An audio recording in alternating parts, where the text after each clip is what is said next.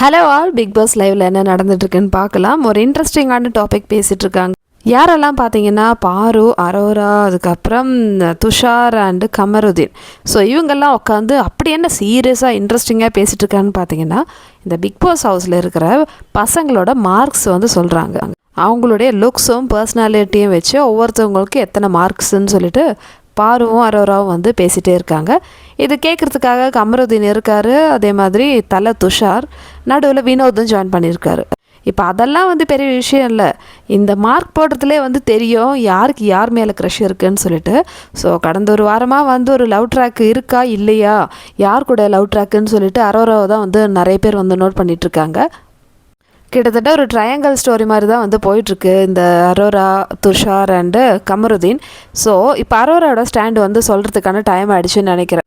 இந்த conversation start பண்ணது பாரு தான் முதல்ல. ஸோ அரோரா கிட்ட வந்து கேட்குறாங்க, உனக்கு வந்து பாய் ஃப்ரெண்ட் இருக்கான்னு சொல்லிட்டு. அரோரா சொல்கிறாங்க, இல்லை பிரேக்கப் ஆகிடுச்சுன்னு.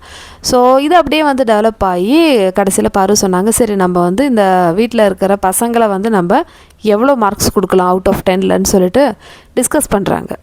மற்ற பசங்களெல்லாம் விடுங்க மக்களே, இப்போ வந்து 2 பேர் இருக்காங்க, கமருதீன் அண்டு துஷார், அதாவது அரோராக்கு ரிலேட்டடாக. ஸோ இப்போ வந்து அரோரா சொல்கிறதுல இருக்கும் இவங்க வந்து யாரை வந்து கொஞ்சம் ப்ரிஃபர் பண்ணுறாங்கன்னு சொல்லிட்டு.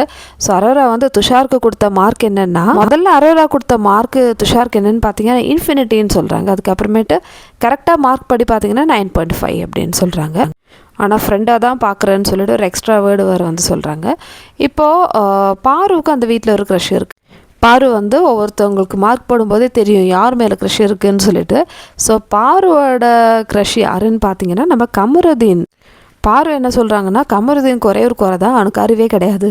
ஸோ யார்கிட்ட என்ன பேசணுன்னே தெரியாது, மற்றபடி எனக்கு வந்து ரொம்ப பிடிக்கும் அந்த மாதிரி, அதாவது ஒரு பாய் ஃப்ரெண்ட் மெட்டீரியல்னு சொல்லிட்டு கமருவை பார்த்து சொல்கிறாங்க. ஆனால் எனக்கு வெளியே ஆல்ரெடி ஒரு ஆள் இருக்குது, அது வந்து இனிமேல் தான் டிசைட் பண்ணணுன்னு சொல்லிட்டு அந்த மாதிரி வந்து பாரு சொல்கிறாங்க. சரி, இப்போது இந்த அரோரா வந்து கமருதீனுக்கு எவ்வளோ மார்க் பண்ணுறாங்க. இந்த பைப்பில் வேறு அரோரா பேசுகிறதுலேருந்து அப்படியே எதிர்பார்த்துட்டே இருக்காங்க அவள் வந்து என்ன மார்க் போடுவா அப்படின்னு சொல்லிட்டு.